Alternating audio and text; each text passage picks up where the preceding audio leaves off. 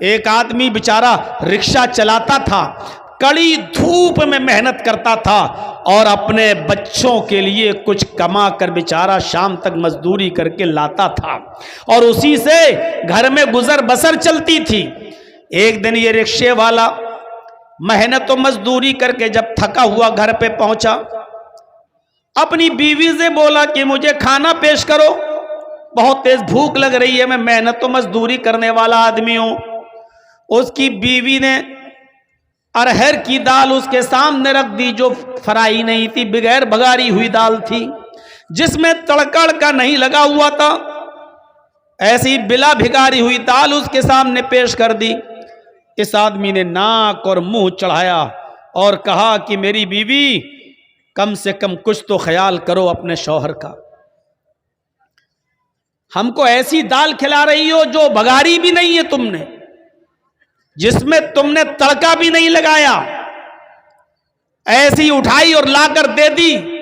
محنت کرتا ہوں، مزدوری کرتا ہوں، صبح سے لے کے شام تک رکشہ کھینچتا ہوں، پیسنجرز کو بٹھاتا ہوں، محنت و مزدوری کا کام کرتا ہوں، میری بیوی اگر اچھا نہیں کھائیں گے تو طاقت کیسے آئے گی میرے اندر، اور تم نے بلا بھگاری ہوئی دال ہم کو دے دی۔ اس کی بیوی نے کہا کہ میرے پیارے شوہر، شکر ادا کرو کہ تمہیں دال بھی مل رہی ہے، شکر ادا کرو کہ تمہیں تازہ روٹی بھی مل رہی ہے، جو میں نے ابھی ابھی بنا کر تمہارے سامنے گرم گرم روٹی دی ہے۔ میرے پیارے شوہر، تمہیں اللہ کا شکر ادا کرنا چاہیے کہ تمہیں یہ دال بھی ملی ہے، اگرچہ بلا بھکاری ہوئی ملی ہے لیکن ملی تو ہے۔ تم نے محمد رسول اللہ صلی اللہ علیہ وسلم کی زندگی نہیں پڑھی۔ حضرت عائشہ صدیقہ فرماتی ہیں کہ ما عاش رسول اللہ صلی اللہ علیہ وسلم طعاما قط، کہ اللہ کے رسول صلی اللہ علیہ وسلم نے اپنی پوری زندگی میں کبھی پیٹ بھر کر کھانا نہیں کھایا۔ آپ نے اپنی پوری زندگی میں پیٹ بھر کر کھانا نہیں کھایا، تمہیں تو دال بھی مل رہی ہے۔ اللہ کے نبی صلی اللہ علیہ وسلم کا حال تو یہ تھا، حضرت عائشہ فرماتی ہیں کہ ہمارے گھر میں 2 مہینے ایسے گزر جایا کرتے تھے کہ چولہا نہیں جلا کرتا تھا، 2 مہینے ہمارے گھر میں چولہا نہیں جلا کرتا تھا۔ اے میرے پیارے شوہر، اللہ کا شکر ادا کرو کہ تمہیں تو دال بھی مل رہی ہے، ورنہ ہمارے نبی کا تو یہ حال تھا کہ 2 مہینے گھر میں چولہا تک نہیں جلتا تھا۔ اس آدمی نے دال روٹی کھانا شروع کر دیا اور اپنی بیوی کی تعریف کرتے ہوئے فرمایا، میری بیوی تم بالکل ٹھیک کہہ رہی ہو، میری بیوی تم نے بالکل صحیح فرمایا۔ ہم نے یہ باتیں مسجد میں جمعے کے دن مولانا سے خطبے میں سنی تھی کہ اللہ کے رسول صلی اللہ علیہ وسلم کے گھر میں 2 مہینے تک چولہا نہیں جلا کرتا تھا، اور حضرت عائشہ فرماتی ہیں کہ ہمارے نبی نے کبھی پیٹ بھر کے کھانا نہیں کھایا اپنی پوری زندگی میں۔ میں نے یہ باتیں سنی اور اس آدمی نے، رکشہ چلانے والے نے، دال اور روٹی کھانا شروع کر دیا۔ میرے بھائیوں، پوری زندگی اس کے سامنے چیخنے کی ضرورت نہیں پڑی اور لمبی چوڑی تقریر کی ضرورت نہیں پڑی، اس کی بیوی نے صرف اس کو ایک حدیث سنائی، اللہ کے نبی کی زندگی کا ایک معمول بتایا اور آپ کی زندگی کے حالات بتائے، اس آدمی نے کھانا شروع کر دیا۔ میرے بھائیوں، اگر ہمیں عمل کرنا ہو تو کسی مولانا کی ایک بات کافی ہے ہماری زندگی میں، ہمارے دل کو اثر کرنے کے لیے اور ہماری زندگی میں عمل کرنے کے لیے۔ اور اگر ہمیں عمل نہ کرنا ہو تو پوری زندگی خطبے دیتے رہو، پوری زندگی جلسے کرتے رہو، پوری زندگی تقریریں کرتے رہو، کوئی اثر نہیں پڑے گا۔ خود اگر مجھ سے کوئی پوچھے تو تقریباً 24-25 سال کا عرصہ تو ہو چکا ہے۔ میرے بھائیوں، جلسوں میں، جلوسوں میں اور تقریریں کرتے ہوئے آپ اندازہ لگا سکتے ہیں کہ پوری زندگی تقریریں کرتے ہوئے گزر گئی ہیں۔ اب آپ اندازہ لگائیے کہ کیا اثرات مرتب ہوئے ہماری زندگی پر، کیا فرق پڑا ہماری زندگی پر۔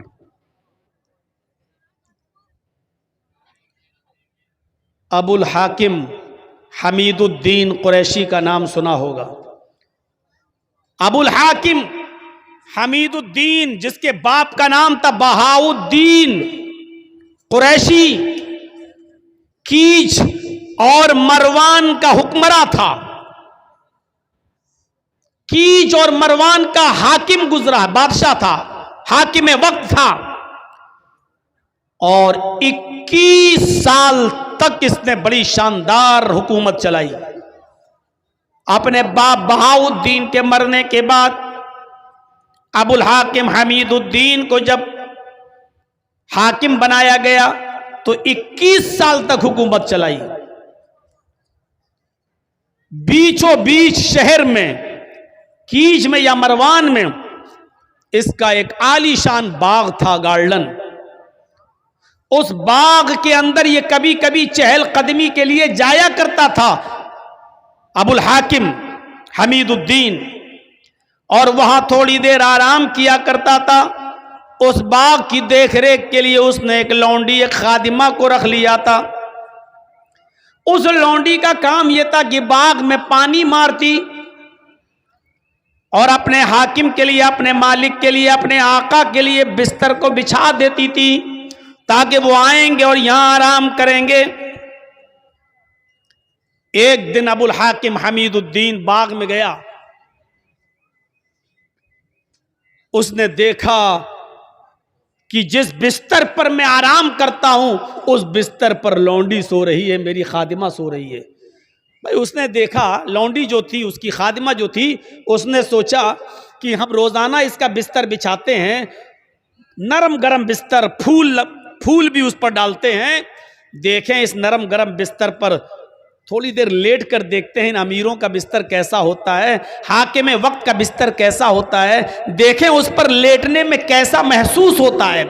इस अबुल हाकिम ने हमीदुद्दीन के बिस्तर पर ये थोड़ी देर के लिए लेट गई, ये सोचकर कि देखें बिस्तर कैसा होता है।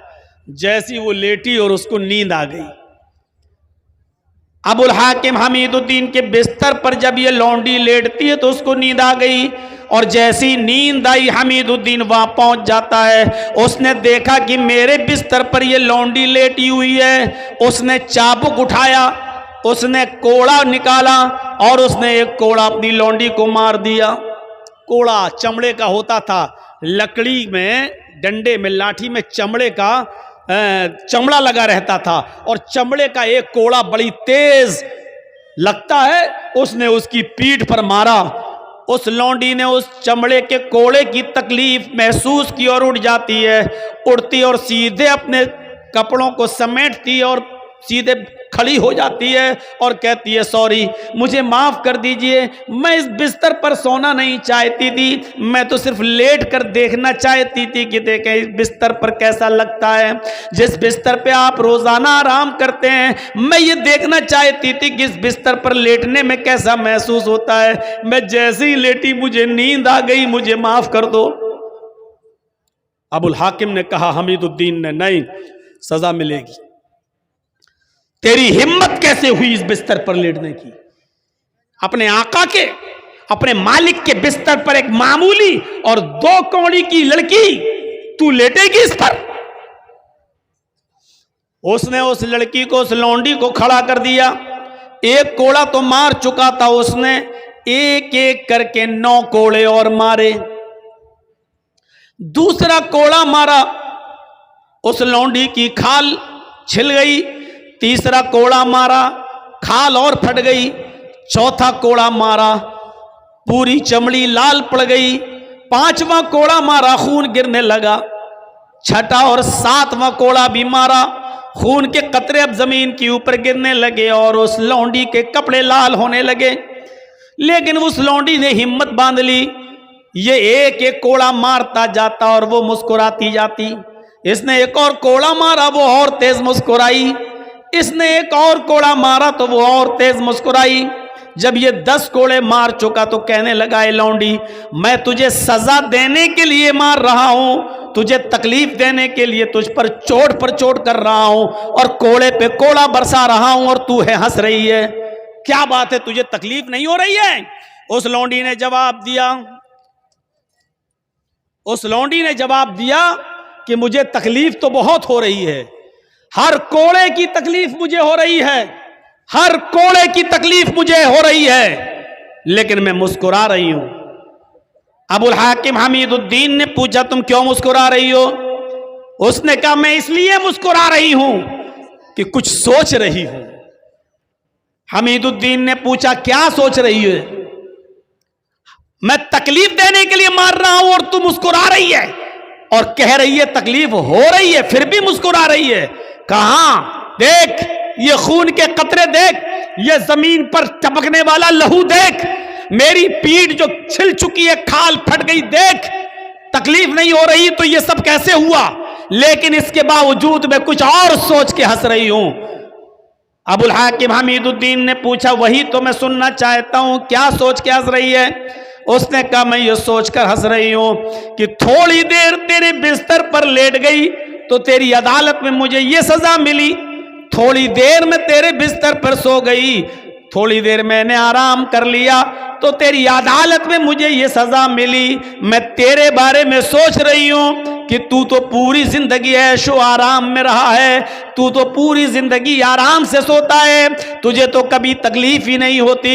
جب تھوڑی دیر سونے میں تیری عدالت میں یہ تکلیف ہے، جب تھوڑی دیر آرام کرنے کی اور آرام سے سونے کی تیری عدالت میں یہ سزا ہے، تو اللہ کی عدالت میں اس آدمی کی سزا کیا ہوگی جو پوری زندگی عیش و آرام میں سوتا ہے، جس کو کبھی کوئی تکلیف نہیں پہنچتی، اس کی سزا اللہ کی عدالت میں کیا ہوگی؟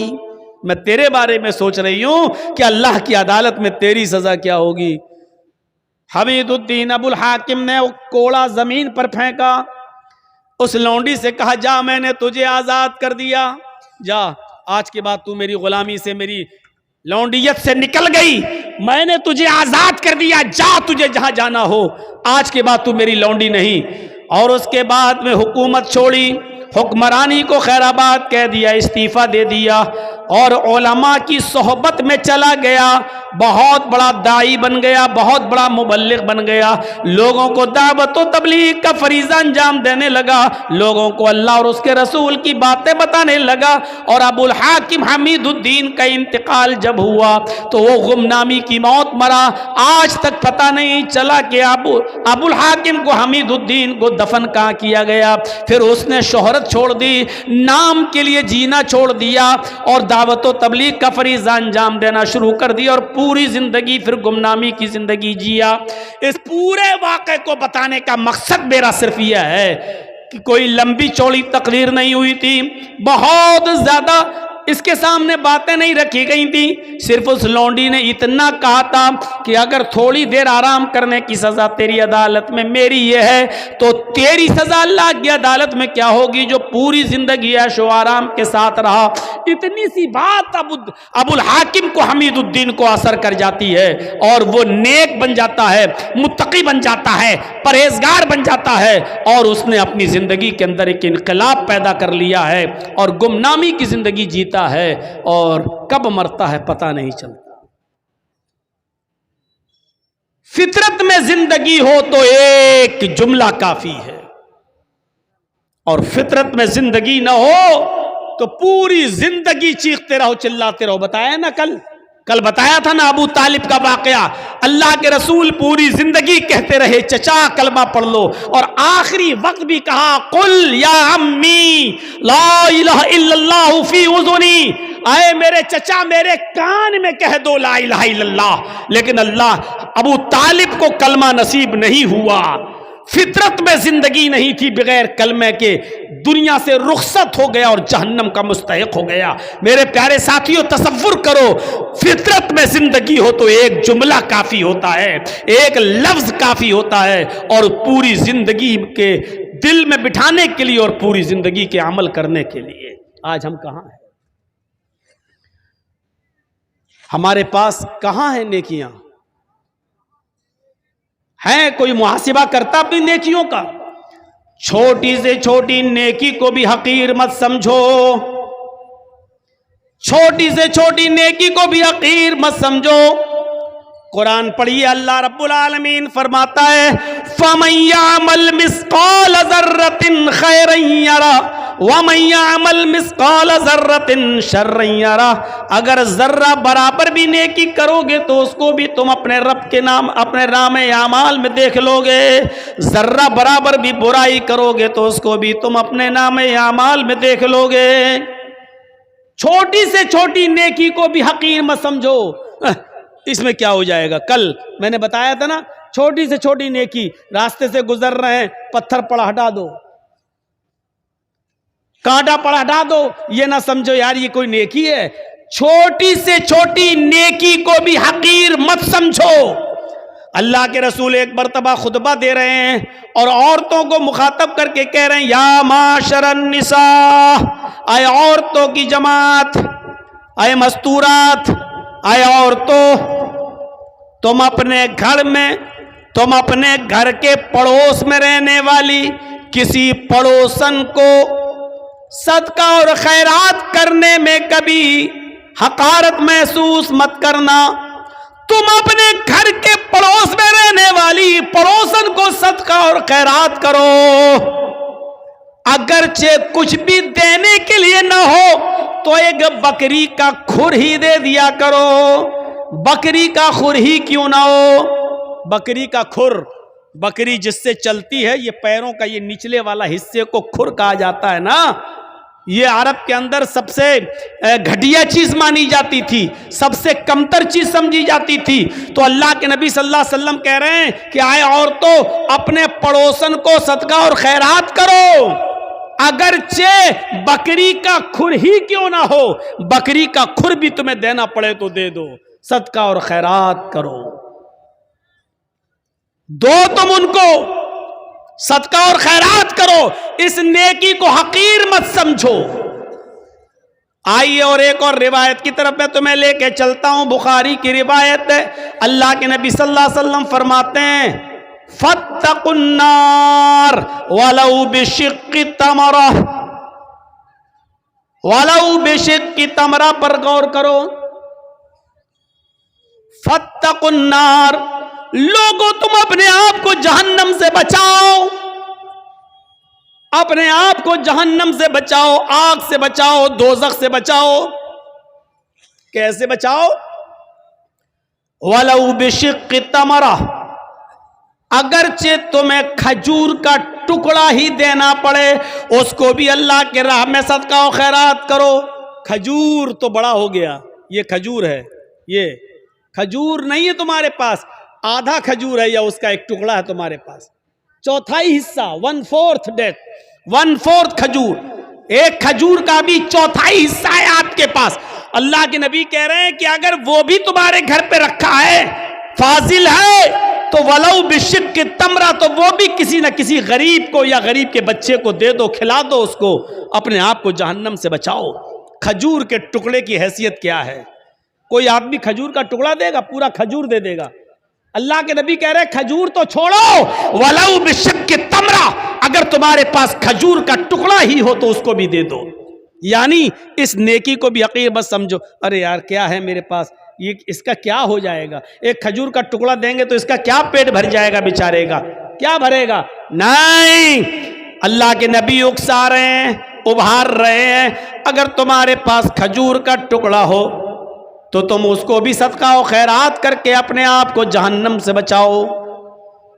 فاتقوا النار ولو بشق تمرہ، اپنے آپ کو دوزخ سے، جہنم سے بچاؤ، اگرچہ تمہارے پاس کھجور کا ٹکڑا ہی کیوں نہ ہو، صدقہ و خیرات کرنے کے لیے کرو۔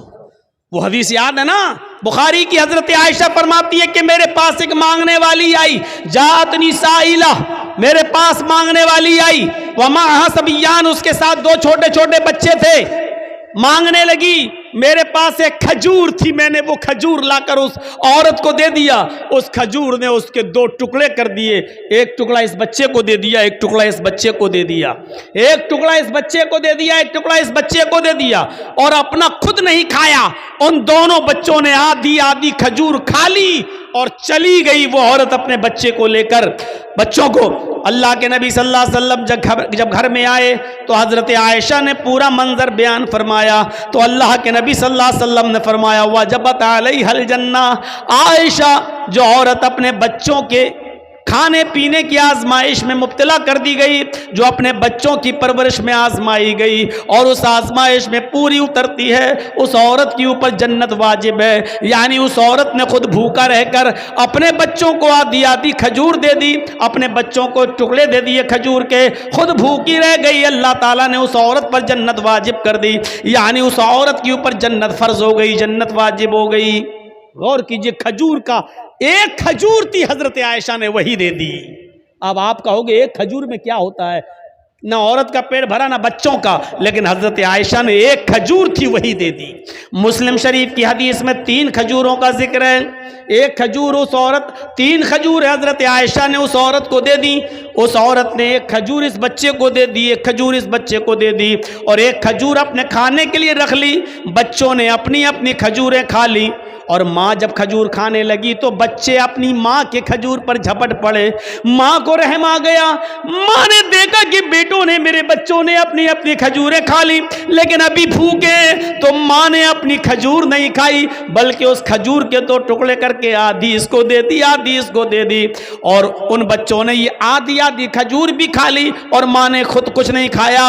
جب حضرت عائشہ نے یہ منظر اللہ کے نبی کو بتایا تو اللہ کے نبی کی آنکھوں میں آنسو آ گئے اور روتے ہوئے فرمایا وجبت علیہ الجنہ، اس عورت نے اپنے اوپر جنت واجب کر لی۔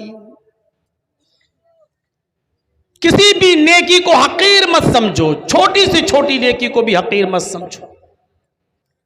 حضرت ابو بکر صدیق کے دور خلافت میں قحط پڑ گیا، قحط مطلب سوکھا، لوگوں کے پاس کھانے پینے کے لیے اناج نہیں ہے، غلہ نہیں ہے، سوکھا پڑ گیا، ابو بکر کا زمانہ ہے۔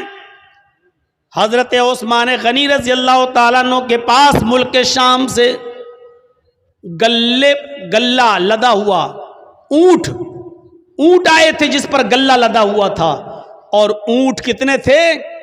1000 اونٹ، 100 نہیں، 10 20 نہیں، 100 200 نہیں، 1000 اونٹ تھا جس پر اناج لدا ہوا تھا، غلہ لدا ہوا تھا۔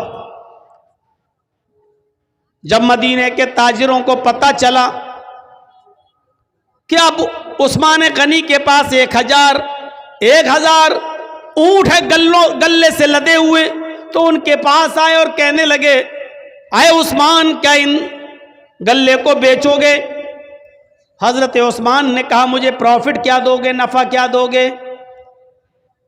فرمایا آپ کے 10 روپے کا مال ہم 12 روپے میں لینے کے لیے تیار ہیں، 10 درہم کا مال 12 درہم میں لینے کے لیے تیار ہیں۔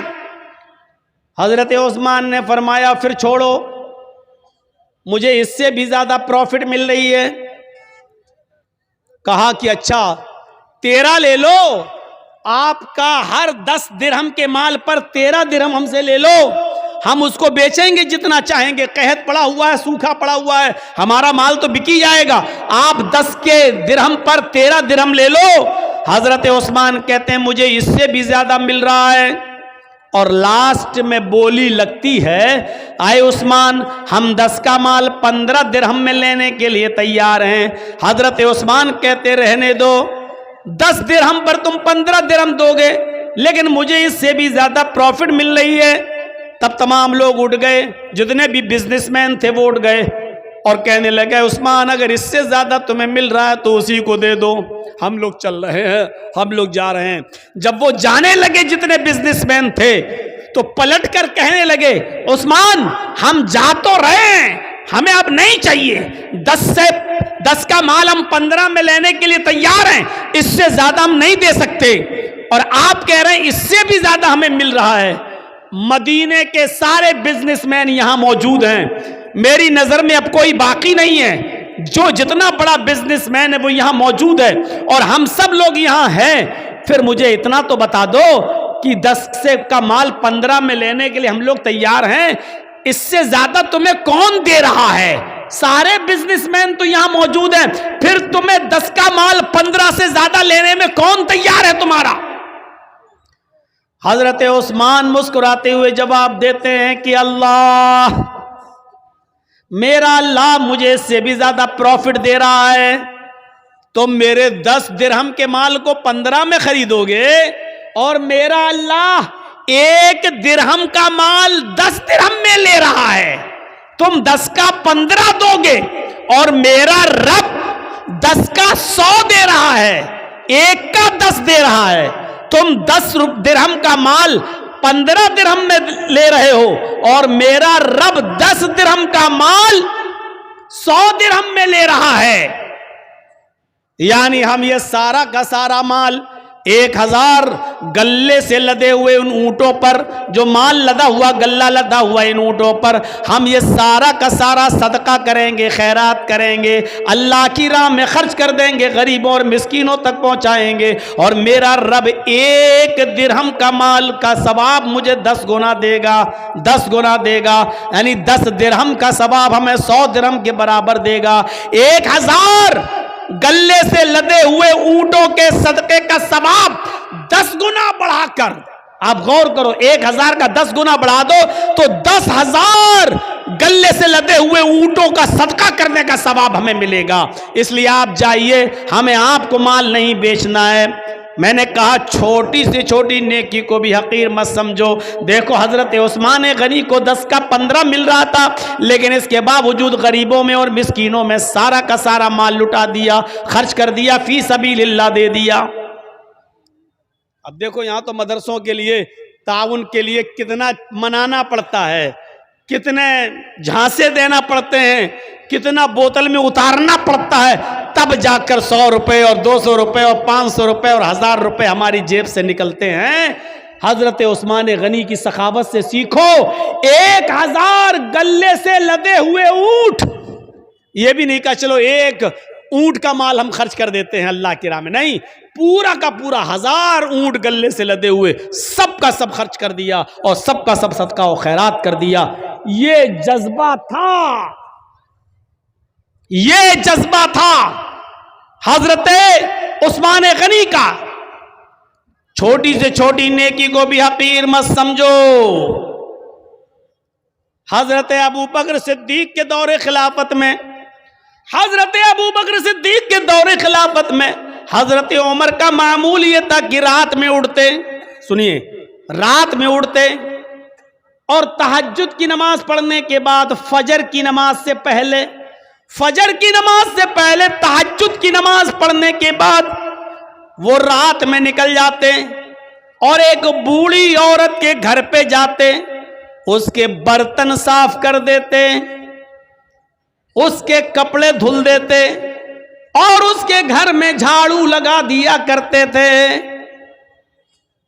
کسی نیکی کو حقیر مت سمجھو۔ حضرت عمر فاروق کا معمول دیکھیے گا، کیا کر رہے ہیں؟ تہجد کی نماز پڑھی فجر کی نماز سے پہلے اور پھر چلے گئے، ایک بوڑھی عورت کے گھر گئے، اس کے برتن مانج دیے، اس کے کپڑے دھل دیے اور اس کے گھر میں جھاڑو لگا دیے۔ یہ ان کا معمول تھا، روزانہ یہ کام کیا کرتے تھے۔ ایک دن تہجد کی نماز پڑھ کے فجر کی نماز سے پہلے پہنچے، گھر میں جب گھسے تو کیا دیکھتے ہیں؟ برتن صاف ہیں۔ کپڑے دھلنا چاہا بوڑھی عورت کے، کیا دیکھ رہے ہیں؟ کپڑے دھلے ہوئے پڑے ہوئے ہیں۔ جھاڑو لی کہ جھاڑو سے گھر صاف کر دے تو کیا دیکھتے ہیں؟ گھر میں جھاڑو لگ چکی ہے۔ پوچھا ماں کون تھا؟ یہ آج گھر میں صفائی کیسے ہو گئی؟ کہا بیٹے میں کیا جانوں، میں تو آنکھوں سے اندھی ہوں، نابینا ہوں، مجھے کیا معلوم، میں تو سمجھی کہ تم ہی آئے ہو، برتن تم مانج رہے ہو، جھاڑو تم لگا رہے ہو، کپڑے تم دھل رہے ہو۔ کہا ماں میں نہیں تھا۔ کہا بیٹا مجھے نہیں معلوم پھر کون تھا۔ حضرت عمر فاروق دوسرے دن بھی یہی ٹائم پر آئے تو کیا دیکھتے ہیں؟ دوسرے دن بھی برتن مانجے جا چکے ہیں۔ کیا دیکھتے ہیں کہ دوسرے دن بھی برتن مانج کر ختم ہو، برتن مانجے جا چکے ہیں، جھاڑو لگ چکی ہے، کپڑے دھلے ہوئے ہیں۔ حضرت عمر سمجھ گئے، عمر کوئی ہے جو تم سے پہلے آتا ہے، کپڑے دھل جاتا ہے، برتن صاف کر جاتا ہے، جھاڑو لگا جاتا، کوئی ہے جو تم سے پہلے بھی یہ کام کر جاتا ہے۔ پتہ لگانا چاہیے کہ کون ہے۔ اب حضرت عمر جاسوسی کرنے لگے، چپکے سے دیکھیں کہ کون ہے۔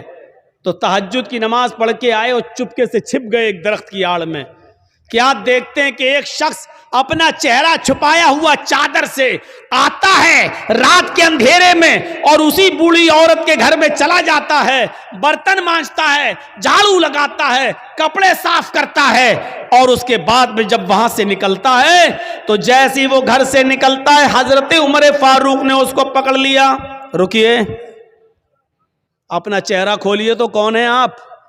یہ میرا کام آپ کیسے کر رہے ہیں؟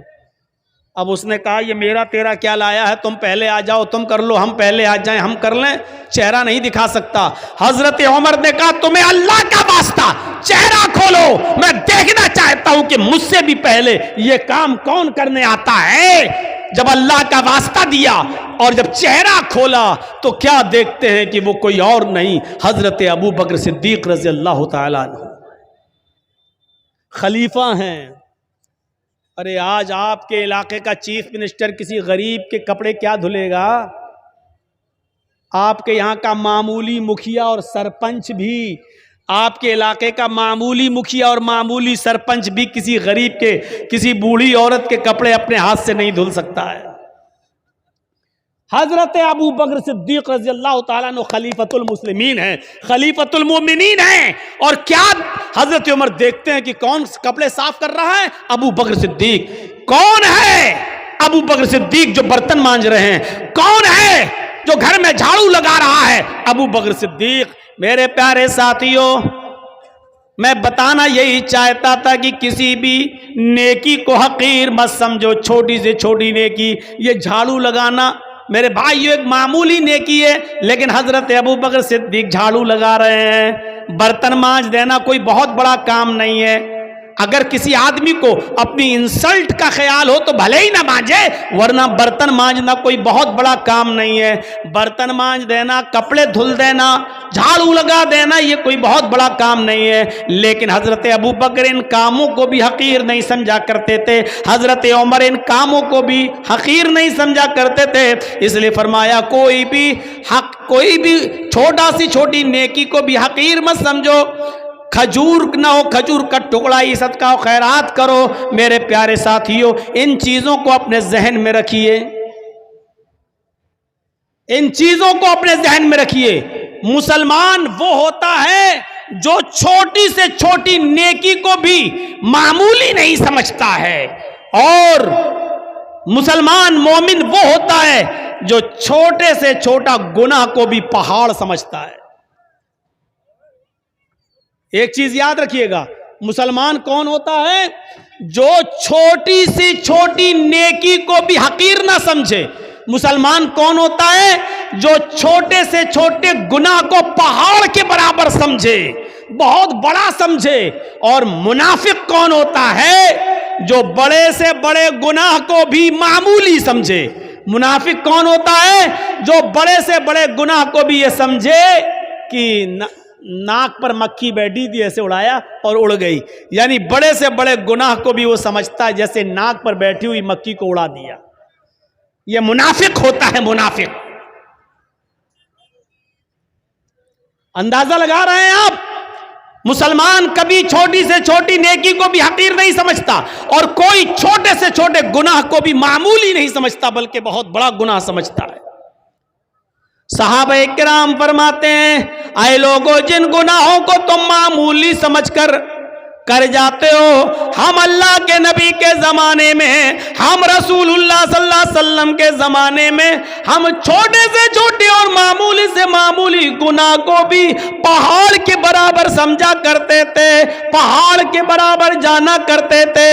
ہم نبی اکرم صلی اللہ علیہ وسلم کے زمانے میں معمولی سے معمولی گناہ کو بھی پہاڑ کے برابر سمجھا کرتے تھے۔ اور مسلمان کی پہچان یہ ہے کہ اس کے سامنے ایک راستہ مصیبت کا ہو اور دوسرا راستہ معصیت، گناہ اور نافرمانی کا ہو۔ ایک راستہ تو ہو مصیبت کا، پریشانی کا، اور دوسرا راستہ ہو گناہ کا، تو مسلمان وہ ہوتا ہے جو مصیبت کے راستے کو اختیار کر لیتا ہے لیکن گناہ کے راستے کو اختیار نہیں کرتا۔ اب میں مثال دوں گا، ذرا سنیے گا میرے پیارے ساتھیوں۔ مسلمان وہ ہوتا ہے جس کے سامنے اگر دو راستے آ جائیں، ایک طرف پریشانی کا راستہ، مصیبت کا راستہ، اور دوسری طرف گناہ کا راستہ. کوئی کام کرنے میں پریشانی ہے اور اس کام کو نہ کرنے میں عیش و آرام ہے، عیش و آرام ہے لیکن گناہ ہے، تو مسلمان وہ ہوتا ہے جو پریشانی اور مصیبت کا راستہ اختیار کرتا ہے. حضرت یوسف علیہ السلام کو دیکھیے، چھوٹے ہیں، بچے ہیں، اور ان کے بھائیوں نے برگلا لیا اپنے ماں باپ کو، اپنے باپ یعقوب علیہ السلام کو بہکا لیا. اے ہمارے ابو، ہم یوسف کو اپنے ساتھ لے جاتے ہیں جنگل میں، ہمارے ساتھ کھائے گا، پیے گا، کھیلے گا، دوڑے گا.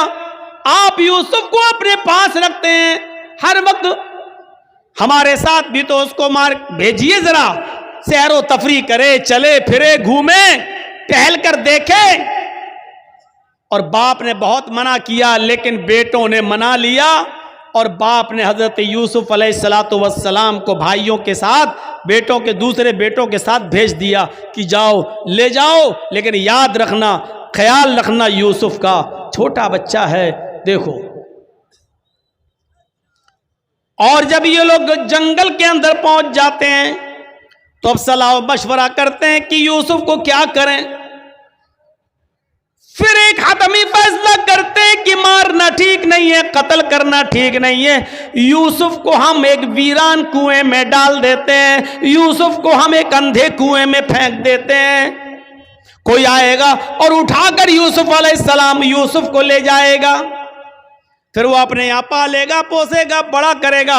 ہمیں کیا مطلب، ہم سے تو ایک مصیبت ٹل جائے گی. ہمارے والدین، ہمارے ماں باپ، ہمارے باپ یعقوب یوسف سے محبت کرتے ہیں، اور وہ جگہ ہمیں اپنے دل میں نہیں دیتے جو یوسف کا مقام ہے. پھر ان لوگوں نے عزم مصمم کر لیا اور یوسف علیہ السلام کو ایک کنویں کے اندر پھینک دیا، کنویں میں ڈال دیا، اور روتے ہوئے اپنے گھر آتے ہیں. ایک یوسف علیہ السلام کی قمیض اتار لی، ان کا کرتا اتار لیا، اور ایک بکری کو ذبح کر کے بکری کا جھوٹا خون، بکری کا خون اس قمیض میں لگا کر لے آئے. اور جب اپنے گھر پہ آتے ہیں تو اپنے ابا سے کہتے ہیں، یعقوب علیہ السلام سے کہتے ہیں، یا آبانا، آئے ہمارے ابو جان، انا ذهبنا نستبق وتركنا يوسف عند متاعنا فاكله الذئب. اے ابو جان، ہم یوسف علیہ السلام کو لے گئے اور ہم کھیل کود میں لگ گئے. نستبق، ہم کھیل کود میں لگ گئے، ہم دوڑ بھاگ میں لگ گئے. وَتَرَكْنَا يُوسُفَ عِنْدَ مَتَاعِنَا، اور یوسف کو اپنے سامان کے پاس چھوڑ دیا کہ تم اس کی دیکھ ریکھ کرنا. ہم لوگ ادھر ادھر کھیل کود میں لگ گئے. فَأَكَلَهُ الذِّئْبُ، بھیڑیا آیا اور بھیڑیا یوسف علیہ السلام کو کھا گیا. بھیڑیا آیا اور بھیڑیے نے یوسف کو پھاڑ دیا. اے ہمارے ابو، آپ ہماری بات پر ایمان کیوں لائیں گے؟ آپ ہماری بات کیوں مانیں گے؟ وَمَا أَنْتَ بِمُؤْمِنٍ لَنَا، آپ ہماری بات کیوں مانیں گے؟ وَلَوْ كُنَّا صَادِقِينَ، اگرچہ ہم سچے ہی کیوں نہ ہوں، ہم سچ بول رہے ہیں پھر بھی آپ کو ہماری بات کا یقین نہیں ہوگا. اپنے ماں باپ سے یہ بات کہہ دی یعقوب علیہ السلام سے. ادھر ایک قافلہ آیا، سنیے، ادھر ایک قافلہ آیا، اس کو پیاس لگی تو کنویں کے پاس چلا گیا، اس نے ڈول ڈالا، ڈول، اور اس یوسف علیہ السلام اس ڈول میں بیٹھ گئے. اس نے جب کھینچا تو ڈول بھاری لگا. اس نے جھانک کر دیکھا تو ایک جو چھوٹا بچہ پڑا ہوا ہے یوسف. اس نے قافلے والوں کو خوشخبری سنائی، یا بشرا ھذا غلام، اے قافلے والوں خوشخبری سنو، یہ تو ایک بچہ پڑا ہے، یہاں تو ایک لڑکا پڑا ہوا ہے، بچہ، بڑا خوبصورت بچہ یہاں کنویں میں پڑا ہوا ہے. نکالا, مصر کے بازار میں لے گئے اور وہاں اس بچے کو بیچ دیا گیا. اور جانتے ہو اتنا خوبصورت بچہ یوسف علیہ السلام جن کی خوبصورتی کا ذکر قرآن میں موجود, لیکن اس خوبصورت بچے کی قیمت بھی کیا لگی مصر کے بازار میں جانتے ہو؟ ان کو پیسہ چاہیے تھا. کہتے ہیں کہ کوئی چوری کا مال ہو یا ایسا کوئی مال ہو تو آدمی جلدی ہٹاتا ہے. کبھی کبھی 20,000 کا موبائل 2,000 میں دے کے چلا جاتا ہے کہ جلدی ہٹے, جلدی سے نکلے, اور پکڑا جائے تو دوسرا پکڑا جائے, ہم نہ پکڑے جائیں. ایسی انہوں نے دیکھا کہ یہ یوسف ہمیں ملے تو جلدی سے ان کو ہٹا دیا جائے. اور مصر کے بازار میں جب بولی لگی تو جانتے ہو بہت کم قیمت میں ان کو بیچ دیا گیا. وَشَرَوْهُ بِثَمَنٍ بَخْسٍ دَرَاهِمَ مَعْدُودَةٍ. قرآن کے الفاظ دیکھو میرے بھائیوں, ان لوگوں نے چند سکوں میں یوسف کو بیچ دیا, چند ٹکوں میں, چند کھوٹے سکوں میں یوسف کو بیچ دیا. لو, یوسف علیہ السلام بادشاہ مصر کے مہمان بنے. دھیرے دھیرے بادشاہ مصر کے پاس پہنچے. بادشاہ مصر نے اپنی بیوی سے کہا یہ بچہ ہے, اس کی دیکھ ریکھ کرو, آگے چل کر ہو سکتا ہے کہ ہم اس کو بیٹا بنا لیں. دیکھو اس کی خدمت کرو, دیکھ بھال کرو. اور بادشاہ مصر کے گھر میں یوسف کی پرورش ہونے لگی. دھیرے دھیرے بڑے ہوتے گئے اور ایک دن آیا کہ یوسف علیہ السلام اپنی جوانی کو پہنچ گئے. یہاں خوبصورتی اپنی قیامت برپا کر رہی تھی اور یہاں یوسف علیہ السلام جوان ہو گئے. اور ادھر بادشاہ مصر کی بیوی کا دل ہچکولے لینے لگا. وہ اس غلام پر, یوسف علیہ السلام پر اندر ہی اندر دل و جان سے فریفتہ تھی, دل و جان سے قربان تھی. دھیرے دھیرے یہ چرچا مصر کی عورتوں میں ہونے لگا. اور مصر کی عورتیں اور عورتوں میں کسی بات کا چرچا بہت جلدی ہوتا ہے. کوئی بھی بات ہو اگر آپ کو بہت جلدی پھیلانا ہو تو بس 2-4 عورتوں میں پھیلا دو, شام تک ہوتے ہوتے پورے گاؤں میں آٹومیٹک پھیل جائے گی. یہ بات مصر کی عورتوں میں پھیل گئی. او بادشاہ کی بیوی, او ہو اپنے غلام پہ مرتی ہے, اپنے غلام کو دل دے بیٹھی ہے, اپنے غلام کے ساتھ منہ کالا کرنا چاہ رہی ہے, اپنے غلام کے ساتھ یہ حرکت کرتی ہے. بادشاہ مصر کی بیوی کے چرچے جب مصر کی عورتوں میں ہونے لگے تو اس عورت نے یعنی بادشاہ کی بیوی نے ساری عورتوں کو دعوت دے دی. غور کیجئے, ساری عورتوں کو دعوت دے دی, سب کے سامنے پھل رکھ دیے, سب کو چھریاں دے دی. اور جب وہ پھلوں کو کاٹنے لگی تو اس عورت نے بادشاہ مصر کی بیوی نے یوسف علیہ السلام سے کہا اے یوسف ان عورتوں کے سامنے سے گزر جاؤ. یوسف علیہ السلام ان عورتوں کے سامنے سے گزر رہے ہیں, اپنی مالکن کی بات ماننا پڑے گی. یوسف علیہ السلام اپنے مالک کی بیوی کی بات مانتے ہوئے ان عورتوں کے سامنے سے گزر رہے ہیں. جب ان عورتوں کے سامنے سے گزرے تو ان عورتوں نے جب یوسف علیہ السلام کو دیکھا, یوسف علیہ السلام کو دیکھا, قرآن کہتا ہے وہ پھل کاٹ رہی تھی, بجائے پھل کاٹنے کی وَقَطَّعْنَ أَيْدِيَهُنَّ انہوں نے اپنی اپنی انگلیاں کاٹ ڈالی, انہوں نے اپنے اپنے انگلیوں پر چھریاں چلا لی, اپنی اپنی انگلیوں کو کاٹ ڈالا. اور جب یوسف پر نظر پڑی تو چیخ پڑی مَا هَذَا بَشَرٌ إِنْ هَذَا إِلَّا مَلَكٌ كَرِيمٌ. یہ کوئی انسان نہیں ہے, مَا هَذَا بَشَر یہ کوئی انسان نہیں ہے, ان ہاذا الا ملک کریم نہیں یہ تو ایک معزز اور مکرم فرشتہ نظر آتا ہے, یہ کوئی انسان لگتا ہی نہیں ہے. دیکھو کتنا خوبصورت ہے, کتنا حسین و جمیل ہے, یہ کوئی انسان نہیں, یہ تو کوئی بزرگ فرشتہ نظر آ رہا ہے. مطلب سمجھ رہے ہیں؟ ابھی صرف بادشاہ کی بیوی فریفتہ تھی یوسف پر، اب مصر کی ساری عورتوں نے دل دے بیٹھا یوسف کو. ہر عورت چاہنے لگی کہ یوسف ہمارے ہو جائیں، یوسف ہمارے ہو جائیں. ایک فتنہ کھڑا ہو گیا. اب بادشاہ کی بیوی نے کہا دیکھ لیا تم نے، اب بتاؤ اس میں میری کیا غلطی ہے؟ اس کو میں نے بہت بہکایا، اپنی طرف مائل کیا، لیکن یہ بچا رہا. اور پھر یوسف کے سامنے دھمکی دیتی ہے بادشاہ کی بیوی. اے عورتوں، اے مصر والیوں، سنو، اگر یوسف نے میری بات نہیں مانی، میری خواہش پوری نہیں کی، میں اس سے جو چیز چاہتی ہوں، اگر میرا مطالبہ اس بچے نے، اس لڑکے نے، اس غلام نے اگر پورا نہیں کیا تو یہ جیل میں سڑے گا، یا سخت سے سخت سزا میں اس کو دلاؤں گی. سخت سے سخت سزا دلواؤں گی یا جیل میں سڑے گا. اب یوسف علیہ السلام کو جب دھمکی ملتی ہے تو یوسف علیہ السلام کے پاس دو ہی راستے تھے. ایک راستہ تو یہ تھا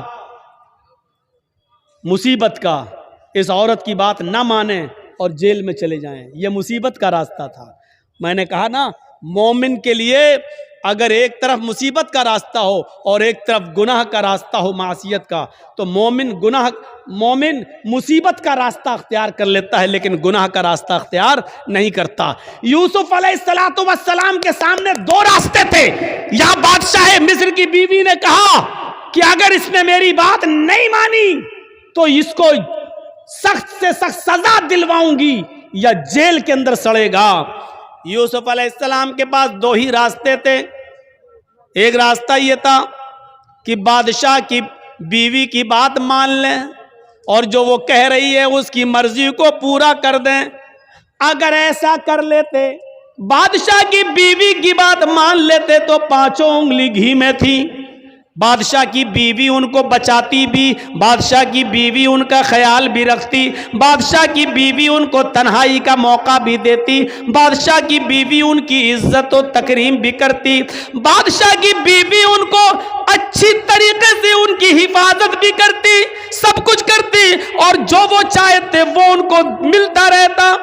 لیکن یہ راستہ گناہ کا راستہ تھا، یہ راستہ معصیت کا راستہ تھا. اب دوسرا راستہ یوسف علیہ السلام کے سامنے یہ تھا کہ میں اس غلط راستے پر نہیں چلوں گا. تو وہ عورت کہہ رہی ہے میں جیل میں ڈلوا دوں گی، میں سخت سے سخت سزا دلواؤں گی. تو یوسف علیہ السلام نے یہ راستہ پسند کر لیا اور نظریں آسمان پہ ڈالی اور فرمایا الہ العالمین، اے میرے پروردگار، بادشاہ مصر کی بیوی نے یہ ٹھان لیا ہے کہ میں اس کے ساتھ غلط کام کروں، اور وہ یہ بھی کہہ رہی ہے اگر اس نے میری بات نہ مانی تو میں اس کو سزا دلواؤں گی اور جیل میں ڈلوا دوں گی. رب السجن احب الی مما یدعوننی الیہ، اے میرے پروردگار، اے میرے اللہ، اے میرے رب، مجھے جیل میں جانا زیادہ پسند ہے. رب السجن احب الی مما یدعوننی الیہ، اے اللہ مجھے جیل زیادہ محبوب ہے، مجھے جیل میں جانا زیادہ پسند ہے بنسبت اس کے جس برے کام کی طرف یہ عورتیں مجھے بلا رہی ہیں اور بادشاہ مصر کی بیوی مجھے چاہ رہی ہے. اس کام کے کرنے سے بہتر اور زیادہ اچھا میرے لیے یہ ہے کہ میں جیل میں چلا جاؤں. وَإِلَّا تَصْرِفْ عَنِّي كَيْدَهُنَّ اَصْبُ إِلَيْهِنَّ، اے ہمارے پروردگار، اے ہمارے رب، اگر تو نے مجھے ان کی چالوں سے نہ بچایا، اے اللہ اگر تو نے مجھے ان کی چالوں سے میری حفاظت نہ کی. عورت کی چالیں کتنی خطرناک ہوتی ہیں. آپ کو اپنے گھر میں پیار و محبت کے جال میں پھنسا کر بلا بھی لیں گی اور آپ کو پھنسوا بھی دیں گی، آپ کو پھنسوا بھی دیں گی. تو اسی لیے یوسف علیہ السلام کیا کہہ رہے ہیں؟ وَإِلَّا تَصْرِفْ عَنِّي كَيْدَهُنَّ، اے اللہ مجھے جیل جانا زیادہ محبوب ہے، زیادہ پسند ہے. بنسبت اس کے جس برے کام کی طرف یہ مجھے بلا رہی ہیں، آئے اللہ اگر تو نے مجھے ان کی چالوں سے محفوظ نہ کیا، اگر تو نے مجھے ان کی چالوں سے نہ بچایا، اسبو الیہن، تو میں بھی ان کی طرف جھک جاؤں گا، میں بھی ان کی طرف مائل ہو جاؤں گا، میں بھی ان کے ساتھ غلط کام کر بیٹھوں گا، وَأَكُن مِّنَ الْجَاهِلِينَ، اور میں جاہلوں میں نادانوں میں سے ہو جاؤں گا۔ اے اللہ میں جاہلوں اور نادانوں میں سے ہو جاؤں گا، اس لیے اے اللہ مجھے ان کے شر و فتن سے اور ان کی چالوں سے تو میری حفاظت فرما۔ اس واقعے کی روشنی میں جو قرآن کی آیت سے میں نے ثابت کیا ہے، کیا پتہ چلتا ہے میرے بھائیوں کہ مومن وہ ہوتا ہے کہ جس کے سامنے ایک طرف مصیبت کا راستہ ہو اور ایک طرف گناہ کا راستہ ہو، تو وہ مصیبت کو اٹھانا اور پریشانی کو مول لینا یہ زیادہ بہتر سمجھتا ہے، لیکن گناہ کو اختیار نہیں کرتا ہے۔ یہ مومن کی نشانی ہے۔ ہمارے اور آپ کے پاس یہ نشانیاں ہیں؟ کیا ہم مومن ہیں؟ کیا ہم ایسا کرتے ہیں؟ اس لیے یاد رکھیے میرے ساتھیوں، گناہوں کی دلدل سے بچیے، گناہوں کی دلدل سے بچیے، اور اللہ رب العالمین کو پکارتے رہیے، اپنے گناہوں کی توبہ اور معافی مانگتے رہیے کہ اللہ رب العالمین فرماتا ہے قُلْ يَا عِبَادِيَ الَّذِينَ اسْرَفُوا عَلَىٰ أَنفُسِهِمْ لَا تَقْنَطُوا مِن رَحْمَتِ اللَّهِ۔ اے محمد صلی اللہ علیہ وسلم میرے بندوں سے کہہ دو، یا عبادی الذین اسرفوا علی انفسہم، اے اللہ کے بندو اگر تم نے گناہ کر کے، اگر تم نے ظلم کر کے، اگر تم نے عیاریوں مکاریاں کر کے گناہ کر ڈالے اور زمین و آسمان بھی بھر لیے، اپنی جانوں پر تم نے ظلم کیا، اپنی جانوں پر تم نے ظلم کیا ہے اور تم حد سے آگے بڑھ چکے ہو،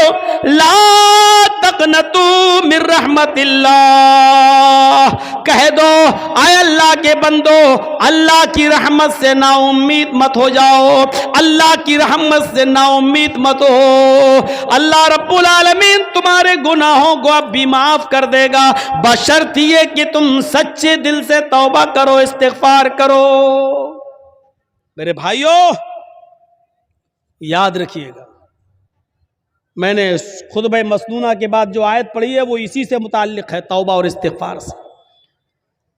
یا ایھا الذین آمنوا توبوا الی اللہ توبۃ نصوحا عسى ربکم ان یکفر عنکم سیئاتکم ویدخلکم جنات تجری من تحتها الانہار۔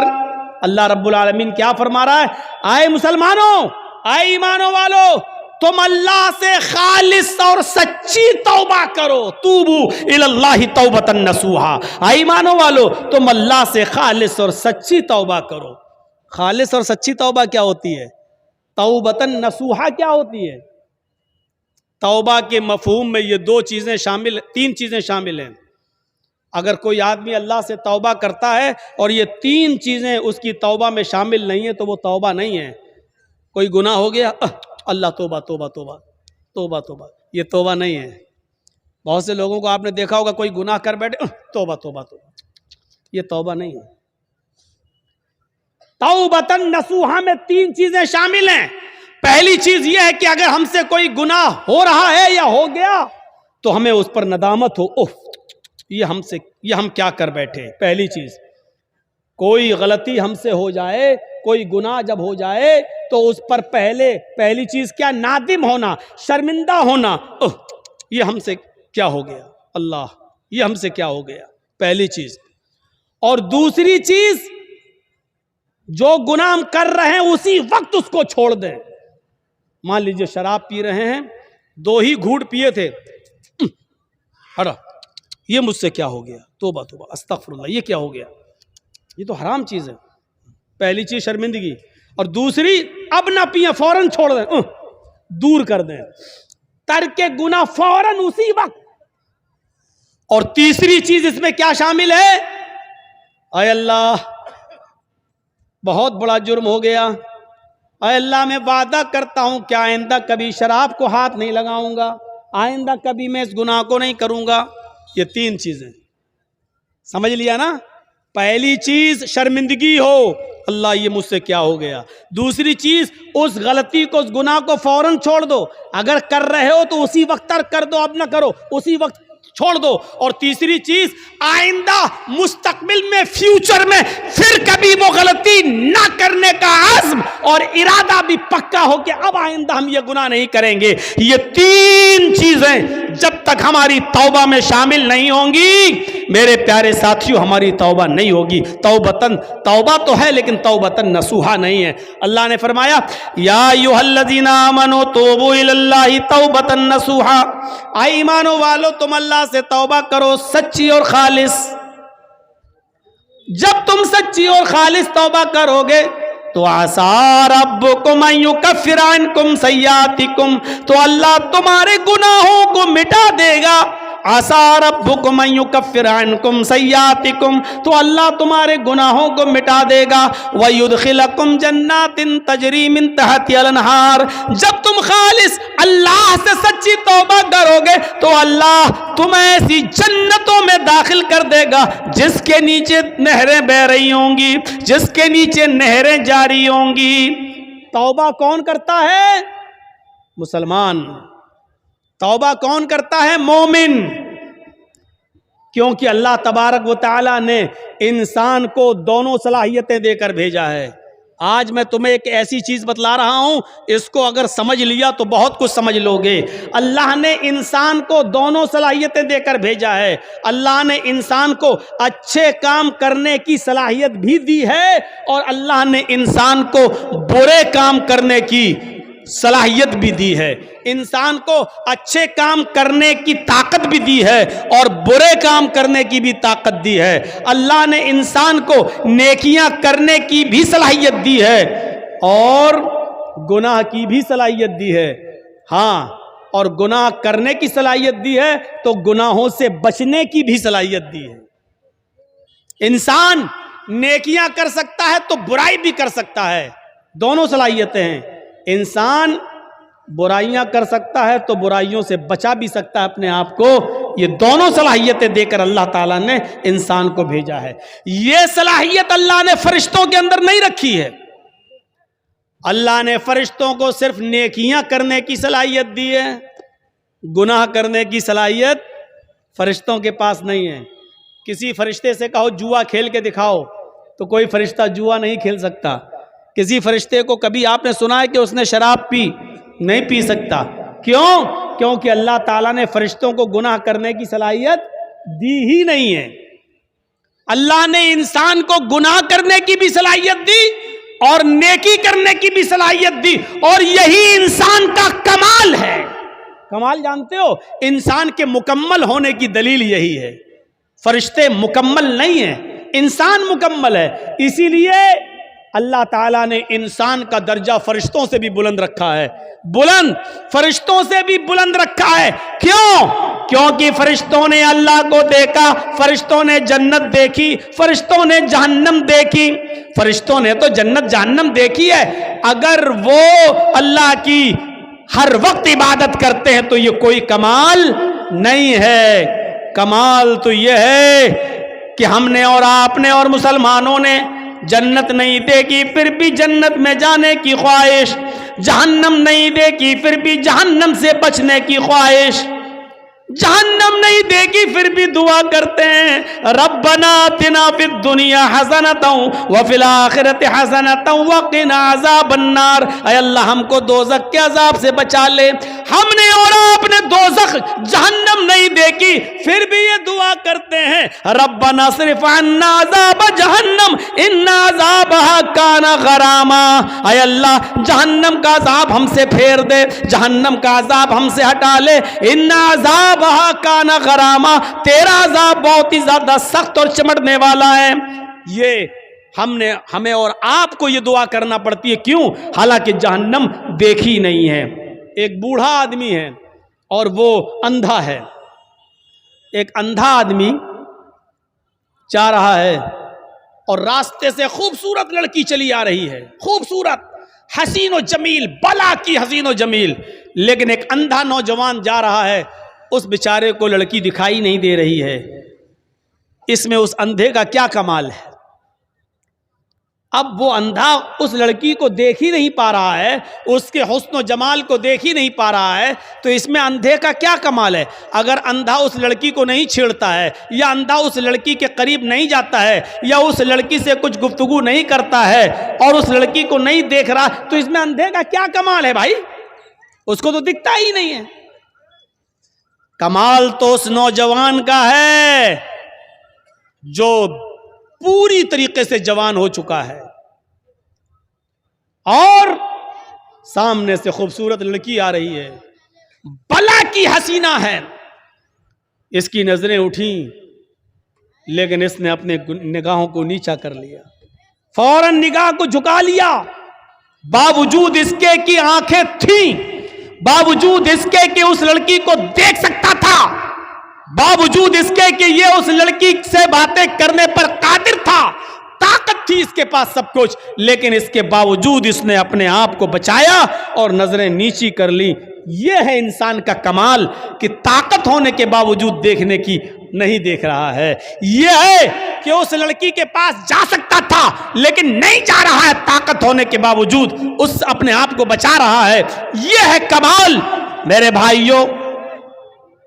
اسی لیے میدان محشر میں قیامت کے دن جو لوگ عرش الہی کے سائے میں ہوں گے، جو لوگ قیامت کے دن جن کو عرش الہی کا سایہ نصیب ہوگا، ان لوگوں میں ایک شخص وہ بھی ہوگا، ان لوگوں میں ایک شخص وہ بھی ہوگا میرے بھائیوں جس کو دنیا میں کسی خوبصورت لڑکی نے بلایا، رجل طلبت امرأۃ ذات منصب و جمال فقال انی اخاف اللہ، جس کو خوبصورت لڑکی نے گناہ کرنے کی دعوت دی کہ آؤ، اس کے پاس وقت بھی ہے، اس کے پاس پیسہ بھی ہے، اس کے پاس ٹائم بھی ہے، اس کو کوئی لڑکی حسین و جمیل دعوت نظارہ بھی دے رہی ہے، اس کو غلط کام کے لیے بلا بھی رہی ہے اور اس کو سارے موقع بھی فراہم کر رہی ہے، اس کے پاس بھی موقع، اس کے پاس بھی موقع، اس کے پاس بھی ٹائم ہی ٹائم، اس کے پاس بھی ٹائم ہی ٹائم،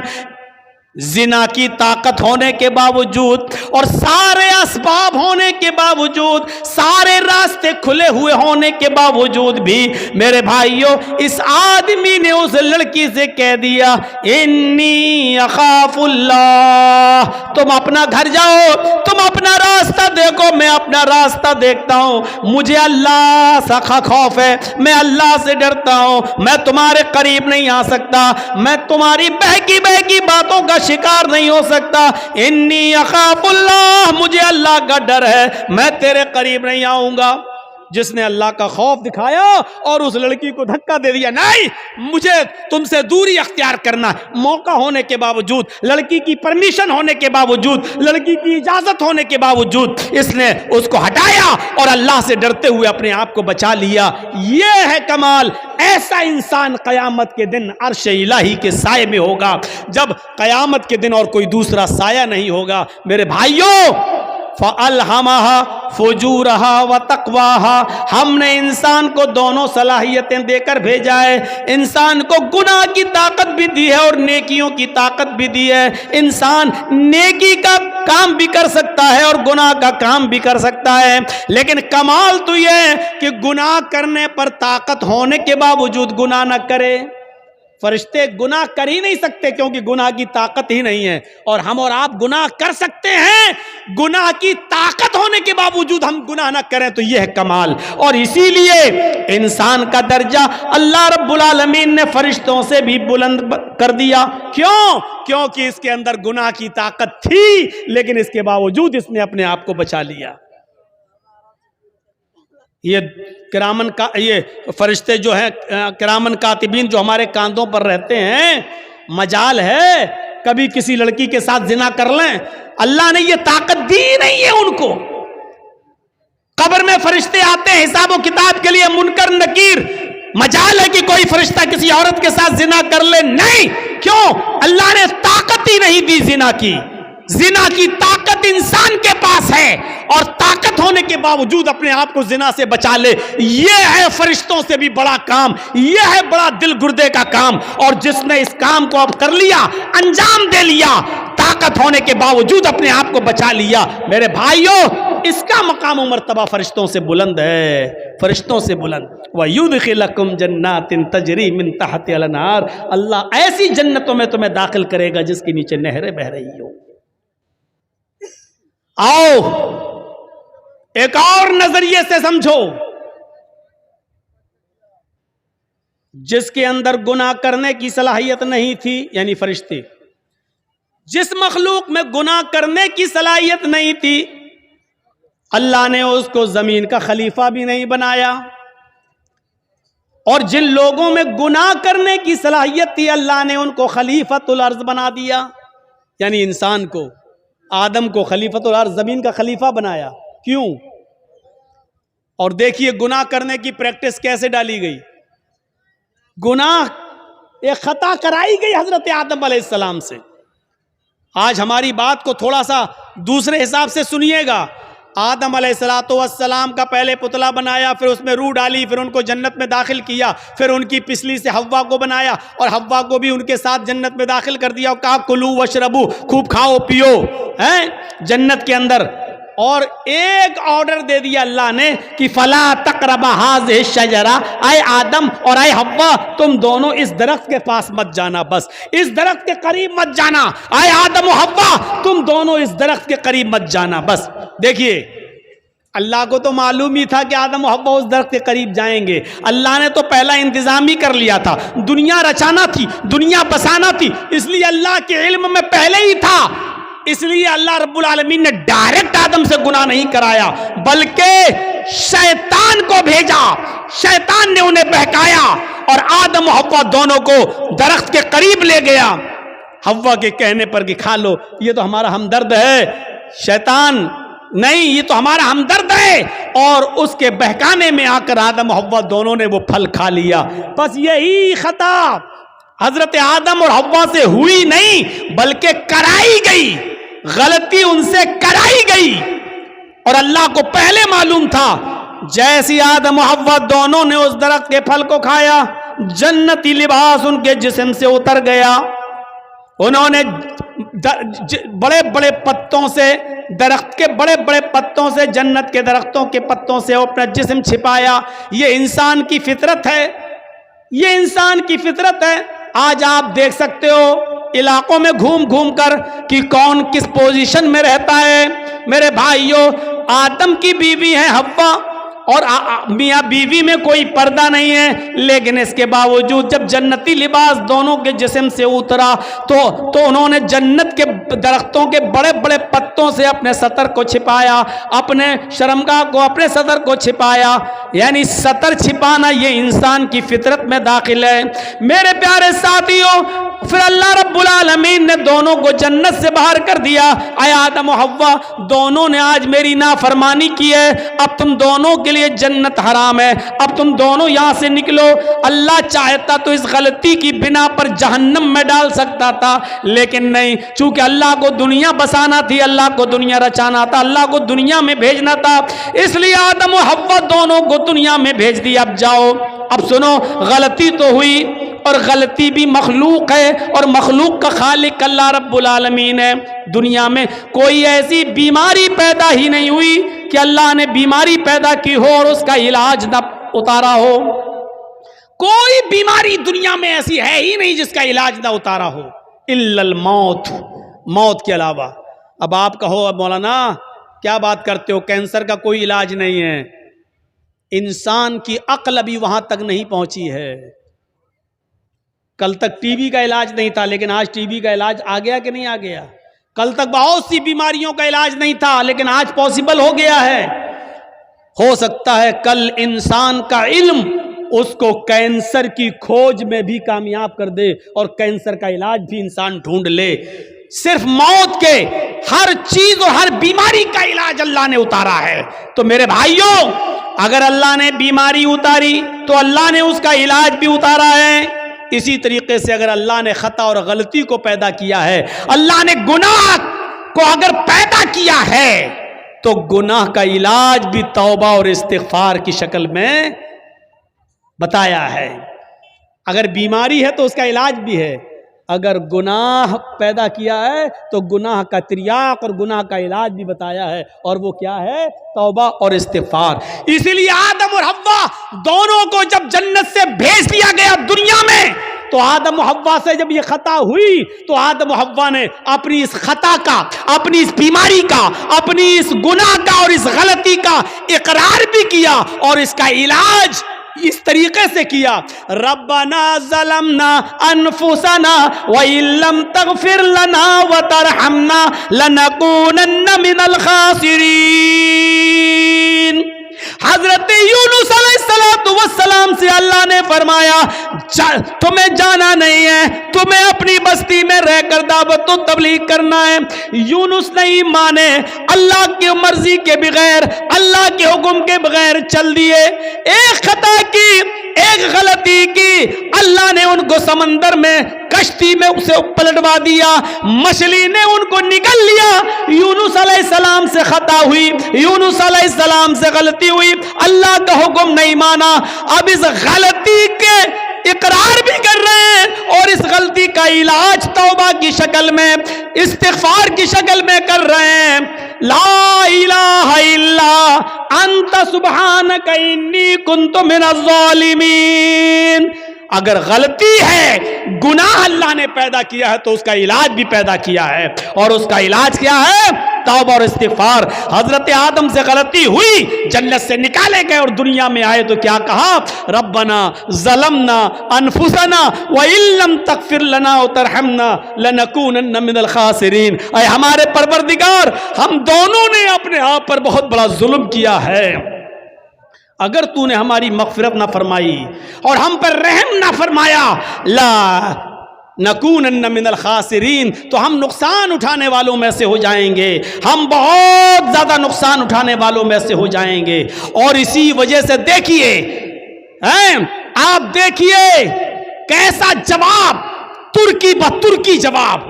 ادھر اللہ رب العالمین شیطان کو بھی بھگا رہا ہے، رامدہ درگاہ کر رہا ہے، اے شیطان، اے ابلیس، ہم نے کہا تھا آدم کو سجدہ کر، فسجدوا الا ابلیس، سارے فرشتوں نے آدم کو سجدہ کیا سوائے ابلیس کے، ابا، انکار کر دیا، واستکبر، اور تکبر میں آ گیا۔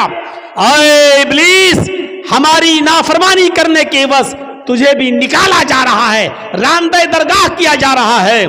تو جانتے ہو ابلیس نے کیا کہا تھا؟ جانتے ہو شیطان نے کیا کہا تھا؟ جب شیطان کو نکالا گیا، اللہ نے راندہ درگاہ کیا، تو شیطان نے چیلنج دیتے ہوئے کہا تھا اللہ سے کہ اے اللہ، الہ العالمین، ہم نے آدم کو سجدہ نہیں کیا، تجھے تو سجدہ کرتا تھا، تیری عبادت تو کرتا تھا، میں نے آدم کو سجدہ نہیں کیا، وہ مٹی سے پیدا ہے، میں آگ سے، میں اپنے سے کمتر مخلوق کے سامنے نہیں جھکا، ارے میں نے آدم کو سجدہ نہیں کیا تو مجھے نکال رہا ہے، جبکہ میں تجھے سجدہ کرتا تھا۔ روئے زمین پر، پوری کائنات پر 4 انگلی کے برابر بھی کوئی جگہ ایسی خالی نہیں جہاں شیطان نے اللہ کو سجدہ نہ کیا ہو، اتنا سجدہ کرتا تھا وہ اللہ کو، اتنی عبادت کرتا تھا اللہ کی، لیکن ایک بات نہیں مانی، آدم کو سجدہ کرو، نہیں کیا اس نے۔ ارے ہم تو کتنی نافرمانی کرتے ہیں اللہ کی، اور اتنی عبادتیں بھی نہیں ہماری۔ ہم اپنا انجام سوچیں، اپنے بارے میں ذرا غور کریں۔ شیطان نے تو چپے چپے پر سجدہ کیا تھا، 4 انگلی کے برابر بھی کوئی جگہ ایسی نہیں جہاں شیطان نے سجدہ نہ کیا ہو، ہر جگہ سجدہ۔ لیکن اللہ نے کہا آدم کو سجدہ کرو، نہیں مانی اس کی بات، نہیں اللہ، میں مٹی سے، آگ سے، اور وہ مٹی سے، آگ مٹی کے سامنے جھکے گی؟ اللہ نے کہا نکلو، اور جب نکالا گیا تو کیا کہا اس نے چیلنج دیتے ہوئے؟ قسم ہے مجھے اپنے تکبر کی، اے اللہ الہ العالمین، آدم کی وجہ سے تو مجھے نکال رہا ہے نا، آدم کی وجہ سے تو مجھے نکال رہا ہے نا، میں آخری سانس تک تیرے بندے آدم اور آدم کی اولاد سے گناہ کے کام کراتا رہوں گا، دنیا میں بھی میں ان سے گناہ کے کام کراتا رہوں گا، ہم تیرے بندے آدم سے اور آدم کی اولاد سے آخری سانس تک ان سے غلط کام کراتا رہوں گا، اور ان کو گناہوں کی دلدل میں ڈال کر آخری سانس تک ان سے گناہ کے کام کرا کر ان کو آخری دم تک ان سے گناہ کراتا رہوں گا، اور اسی گناہ پر ان کو وہ موت آئے گی اور اپنے ساتھ لے کر ہم ان کو جہنم میں جائیں گے۔ آئے اللہ قسم ہے مجھے اپنے تکبر کی کہ میں تیرے بندے آدم اور آدم کی اولاد سے آخری سانس تک گناہ کراتا رہوں گا اور ان کو قیامت کے دن اپنے ساتھ جہنم میں لے جاؤں گا۔ تو ادھر اللہ نے اس کے چیلنج کو قبول کرتے ہوئے ترکی بترکی جواب دیا، اے ابلیس جا تو میرے بندے کو آخری وقت تک بہکا، جا تو آدم کی اولاد سے آخری وقت تک گناہ کے کام کرا، جا میں تجھے اجازت دیتا ہوں آخری وقت تک تو میرے بندوں کو بہکاتا رہے اور ان سے گناہ کے کام کراتا رہے اور تو ان کو اپنے ساتھ جہنم میں لے جاتا رہے، جا مجھے تیرا یہ چیلنج قبول ہے، لیکن قسم ہے مجھے بھی اپنے عزت و جلال کی، میں بھی اپنے بندے کے آخری وقت تک کی توبہ کو قبول کرتا رہوں گا، میں اپنے بندے کے آخری وقت تک کے گناہ کو معاف کر دوں گا اگر اس نے سچی اور خالص توبہ کی، یعنی توبۃ نصوحا، اگر میرے بندے نے خالص اور سچی توبہ کی تو میں اپنے بندے کی اس توبہ کو قبول کر کے اور آخری وقت تک کے گناہ کو معاف کر کے اپنے بندوں کو جنت میں داخل کرتا رہوں گا۔ تو آخری سانس تک گناہ کراتا رہے گا، میں آخری سانس تک اپنے بندے کی توبہ کو قبول کرتا رہوں گا، تو آخری سانس تک جہنم میں لے جانے کی کوشش میں رہے گا، میں آخری سانس تک اپنے بندے کو بخش کر جنت میں داخل کرنے کی کرتا رہوں گا۔ میرے بھائیوں، ترکی بترکی جواب، اس لیے توبہ اور استغفار کرو۔ کیا لگتا ہے آپ کو اتنا سا جملہ کہنے میں؟ گناہ اللہ نے اتارا ہے تو اس کا علاج توبہ اور استغفار بھی اتارا ہے۔ کوئی گناہ ہو جائے فوراً کہو استغفر اللہ ربی من کل ذنب واتوب الیہ، اور اڑتے بیٹھتے چلتے پھرتے یہ جملہ پڑھتے رہو۔ کتنا سا جملہ ہے یار، استغفر اللہ ربی من کل ذنب واتوب الیہ، اڑتے پھرتے چلتے پھرتے کھاتے پیتے جملے پڑھتے رہو۔ استغفر اللہ ربی، میں مغفرت طلب کرتا ہوں اللہ کی، استغفر اللہ، میں اللہ سے مغفرت طلب کرتا ہوں جو میرا رب ہے، من کل ذنب، ہر گناہ سے، واتوب الیہ، اور اسی سے توبہ کرتا ہوں، اسی کی طرف رجوع ہوتا ہوں۔ یہ ایسی دعا ہے کہ خود اللہ کے نبی صلی اللہ علیہ وسلم یہ دعا پڑھا کرتے تھے اور کہا کرتے تھے، لوگوں استغفروا ربکم وَإِنِّي لَأَسْتَغْفِرُ اللَّهَ فِي الْيَوْمِ 100 مرہ، آئے لوگوں تم اپنے رب سے مغفرت مانگا کرو، آئے لوگوں تم اپنے رب سے مغفرت طلب کیا کرو۔ اِنِّي لَأَسْتَغْفِرُ اللَّهَ فِي الْيَوْمِ 100 مرہ، محمد رسول اللہ کا نہیں میرا حال یہ ہے کہ میں ایک دن میں 24 گھنٹے میں صبح اور شام میں 100 سے زیادہ بار اللہ سے مغفرت طلب کرتا ہوں، اللہ سے استغفار کرتا ہوں۔ میرا حال یہ ہے کہ میں 100 سے زیادہ بار اللہ سے مغفرت طلب کرتا ہوں۔ اللہ تعالیٰ نے اپنے نبی محمد رسول اللہ کو حکم دیا، وَقُلْ رَبِّ اغْفِرْ وَارْحَمْ وَأَنْتَ خَيْرُ الرَّاحِمِينَ، وَقُلْ رَبِّ اغْفِرْ، اے محمد صلی اللہ علیہ وسلم کہہ دو، یہ کہتے رہو، رب اغفر، اے اللہ میری مغفرت فرما، وارحم، میرے اوپر رحم فرما، وَأَنْتَ خَيْرُ الرَّاحِمِينَ، اور تو بہت زیادہ رحم کرنے والا ہے۔ میرے بھائیوں، ان جملوں کو ادا کرتے رہیے۔ اللہ کے نبی بھی کہتے تھے وَإِنِّي لَأَسْتَغْفِرُ اللَّهَ فِي الْيَوْمِ 100 مرہ، اللہ کے نبی بھی کہا کرتے تھے استغفر اللہ ربی من کل ذنب واتوب الیہ، یہ مغفرت طلب کرنا بہت ضروری ہے۔ اور جانتے ہو مغفرت کے فائدے کیا ہیں؟ مغفرت کے فائدے کیا ہیں؟ حضرت نوح علیہ السلام نے اپنی قوم سے کہا تھا، جب قحط پڑ گیا، بہت زیادہ سوکھا پڑ گیا، تو اپنی قوم کے لوگوں سے کہا تھا، کیا کہا تھا؟ وَاسْتَغْفِرُوا رَبَّكُمْ إِنَّهُ كَانَ غَفَّارًا، اے میری قوم کے لوگوں اپنے رب سے مغفرت طلب کرو، اے میری قوم کے لوگوں اپنے رب سے مغفرت طلب کرو۔ یُرْسِلِ السَّمَاءَ عَلَيْكُمْ مِدْرَارًا، جب تم اپنے رب سے مغفرت طلب کرو گے تو اللہ رب العالمین آسمان سے بارشیں برسائے گا۔ یہ جو قحط پڑ گیا ہے، جو سوکھا پڑ گیا ہے، اللہ رب العالمین آسمان سے تمہارے اوپر بارشیں برسائے گا اگر تم مغفرت طلب کرو گے، استغفار کرو گے تو۔ یرسل السماء علیکم مدرارا، اللہ رب العالمین تمہارے اوپر آسمان سے بارش برسائے گا۔ وَيُمْدِدْكُمْ بِأَمْوَالٍ وَبَنِينَ، اور اللہ رب العالمین تمہیں اولادیں دے گا اور مال سے نوازے گا۔ وَيُمْدِدْكُمْ بِأَمْوَالٍ وَبَنِينَ، اللہ تمہیں مال بھی دے گا اور اولادیں بھی دے گا۔ یعنی اگر کسی کا مال رزق میں کمی آ گئی ہے، مال و دولت میں کمی آ رہی ہے، برکتیں نہیں ہو رہی ہیں، تو غور کرو کہ اس کے گناہ بڑھ گئے ہیں، مغفرت طلب کرو، اللہ سے استغفار کرو گے تو اللہ تمہیں مال بھی دے گا، وہ بنین، اور تمہیں اولادیں بھی دے گا، وَيَجْعَلْ لَكُمْ جَنَّاتٍ وَيَجْعَلْ لَكُمْ أَنْهَارًا، اور تمہیں باغات عطا فرمائے گا اور چشمے جاری کرے گا، تمہیں نہریں عطا فرمائے گا۔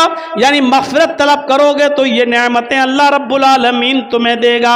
حضرت عمر فاروق کے زمانے میں قحط پڑ گیا، حضرت عمر فاروق کے زمانے میں قحط پڑ گیا، لوگوں نے کہا امیر المومنین چلیے نماز استسقاء پڑھیے، اللہ سے ہمارے لیے دعا کیجئے کہ اللہ رحمت کی بارش فرمائے، سوکھا پڑا ہوا ہے، بچے بھوکے مرنے لگے، حالات بہت خراب ہیں، آئے امیر المومنین جنگل کی طرف نکلیے اور اللہ سے بارش طلب کیجئے، نماز استسقاء پڑھیے۔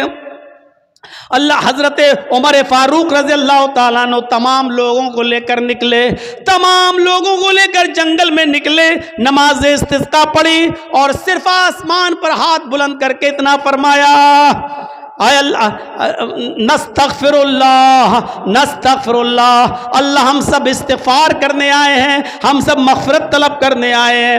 حضرت عمر نے یہ نہیں کہا اللہ تو میرے اوپر رحمت کی بارش فرما، یہ نہیں کہا کہ اللہ تو ہمارے اوپر رحمت کی برکھا فرما، ایک قطرہ پانی کا نہیں مانگا۔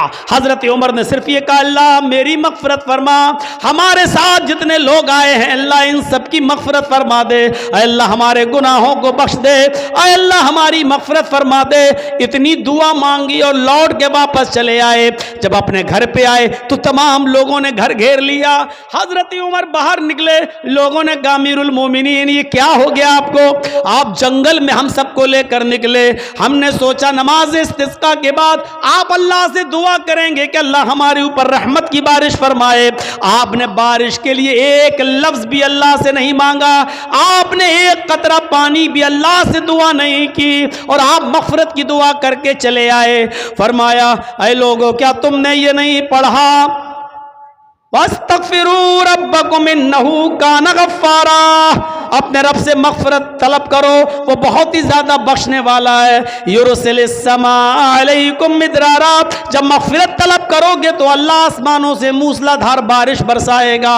لوگوں میں نے بارش نہیں مانگی ہے، لیکن بارش جن گناہوں کی وجہ سے رکتی ہے میں نے مغفرت کی دعا کر کے مغفرت طلب کر کے آسمان کے ان دروازوں کو جھنجھوڑ دیا ہے، آسمان کے ان دروازوں میں سوراخ کر دیا ہے، آسمان کے ان دروازوں میں چھید کر دیے ہیں جہاں سے بارش آتی ہے۔ ہم نے مغفرت طلب کر کے آسمان کے دروازوں کو ہلا دیا ہے، انتظار کرو انشاءاللہ بارش کے قطرے آنے والے ہیں۔ ایک دن گزرا تھا کہ پھر موسلا دھار بارش ہوتی ہے۔ میرے بھائیوں جن گناہوں کی وجہ سے بارش رکتی ہے اور بارش جب نہ ہوا کرے تو سمجھ جاؤ کہ ہمارے گناہوں کی وجہ سے بارش رکی ہوئی ہے۔ جن کو اللہ نے اولاد نہیں دی سمجھ لو کہ ہمارے گناہوں کی وجہ سے اللہ نے ہمیں اولاد نہیں دی ہے۔ جن کے مال و دولت میں کمی واقع ہو رہی ہے وہ سمجھ لے کہ ہمارے گناہوں کی وجہ سے ایسا ہو رہا ہے۔ فرمایا وَيُمْدِدْكُمْ بِأَمْوَالٍ وَبَنِينَ، اگر تم اللہ سے مغفرت طلب کرو گے تو اللہ مال بھی تمہیں دے گا اور اولادیں بھی دے گا، آسمان سے موسلا دھار بارش بھی برسائے گا اور تمہیں باغات بھی دے گا اور نہریں بھی دے گا، یعنی کنویں، پانی، چشمہ اور کھیتی باڑی، اناج، غلہ، پھل فروٹ، یہ ساری چیزیں تمہیں کب دے گا؟ جب تم مغفرت کی دعا کرو گے۔ تو میرے پیارے ساتھیوں یہ مغفرت کا معاملہ ہے، اس لیے میں نے کہا یا ایھا الذین آمنوا توبوا الی اللہ توبۃ نصوحا، ایمانوں والو اللہ رب العالمین سے سچی اور خالص توبہ کرو۔ لیکن یہ ساری نعمتیں ہمیں تبھی ملیں گی جب ہم خالص اور سچی توبہ کریں گے۔ اپنے معاشرے کی اصلاح کرو اور اب گناہ بار بار مت کرو، گناہوں پر نادم ہونا سیکھو، ہیں؟ اور دیکھیے آج کے اس اوریانیت کے دور میں، کل میں نے جس کی طرف اشارہ کیا تھا میرے بھائیوں، آج ان تمام گناہوں کی وجہ سے آج اللہ کی نعمتیں ہم سے چھین لی جاتی ہیں، اور اس طریقے کا سبق حاصل کرنا چاہیے ہر جلسے والوں کو بھی، جس طریقے سے میں نے کل بھی اشارہ کیا تھا۔ آج جلسوں میں بھی بڑے عجیب و غریب قسم، آپ جائیے، اب کل میں جا رہا ہوں کٹیہار کی سرزمین پر، دیکھیے گا کیسا خلط ملط ہوگا، میلہ لگے گا، مرد اور عورتوں کی بھیڑ لگے گی، اور جب لاسٹ میں میری تقریر ہوگی تب جا کر سب اکٹھا ہو جائیں گے، اور اس سے پہلے مارکیٹنگ ہوگی، شاپنگ ہوگی، جلسوں میں بدنظمی ہوگی، مرد اور عورتوں کا اختلاط ہوگا۔ میرے بھائیوں، یہ بڑی اچھی چیز ہے جو ہمیں نیما کے جلسے میں دیکھنے کو ملتی ہے کہ اللہ کا شکر ہے کہ یہاں کے لوگ اس طریقے کا انتظام کرتے ہیں کہ مردوں کا عورتوں کے ساتھ اور عورتوں کا مردوں کے ساتھ اختلاط نہ ہونے پائے ہیں، اور دکانوں پر عورتیں نہ آئیں، اس طریقے کا انتظام کرتے ہیں، اور یہ بہت بڑی چیز ہے۔ بہت سے دکان والے بیچارے لڑتے بھی ہیں کہ آپ کیوں لیڈیز کو روک رہے ہیں، کیوں نہیں آنے دیتے ہیں ہماری دکان پر، ہم چند روپیہ کمانے کے لیے۔ میرے بھائیوں، آج جلسے والوں نے بھی جلسے دوسری سرزمینوں پر اسی لیے کرنا شروع کیا، لوگوں نے ان کو مشورے دیے، بھائی میلے ٹھیلے بند کرو، تو جانتے ہو کیا کہتے ہیں، اگر میلہ نہیں لگائیں گے تو بھیڑ نہیں ہوگی، اور بھیڑ نہیں ہوگی تو عورتیں نہیں آئیں گی، اور عورتیں نہیں آئیں گی تو ہمارے جلسے میں چندہ نہیں ہوگا۔ یعنی ان کو جلسے کا مقصد دینداری نہیں ہے، ان کا جلسہ کرانے کا مقصد صرف چندہ اور تعاون ہے، دین کا حصول نہیں ہے۔ وہ کہتے ہیں کہ جب تک دکانیں نہیں لگیں گی، میلہ نہیں لگے گا، عورتیں نہیں آئیں گی، اور جب عورتیں نہیں آئیں گی تو بھیڑ نہیں ہوگی، اور جب بھیڑ نہیں ہوگی تو چندہ نہیں ہوگا۔ میرے بھائیوں، جب ہماری سوچ یہ ہو جائے تو ایسے جلسوں سے پھر کیا فائدہ ہوگا، اور کیا ہمیں ملے گا، اور کیا ہم سیکھ کر نکلیں گے۔ انما الاعمال بالنیات، سارے عملوں کا دار و مدار تو نیتوں پر ہے، اور جب ہماری نیت میں پہلے ہی یہ ہے کہ ہم جلسے میں میلہ اس لیے لگاتے ہیں کہ عورتیں آئیں، اور عورتوں کو اس لیے بلاتے ہیں تاکہ بھیڑ ہو، اور بھیڑ اس لیے ہوتا کہ ہمارے مدرسے کا چندہ ہو، تو ایسے جلسوں سے ہمیں کچھ نہیں ملے گا، کوئی دین اور کوئی دینداری ہمارے ماحول میں اور ہمارے سماج میں نہیں آئے گی۔ اس لیے دعا کیجئے کہ اللہ رب العالمین ہماری بھی اصلاح فرمائے، ہمارے جلسوں کی بھی اصلاح فرمائے، اجلاس کی بھی اصلاح فرمائے۔ یہی چند باتیں مجھے آپ کے سامنے رکھنا تھیں۔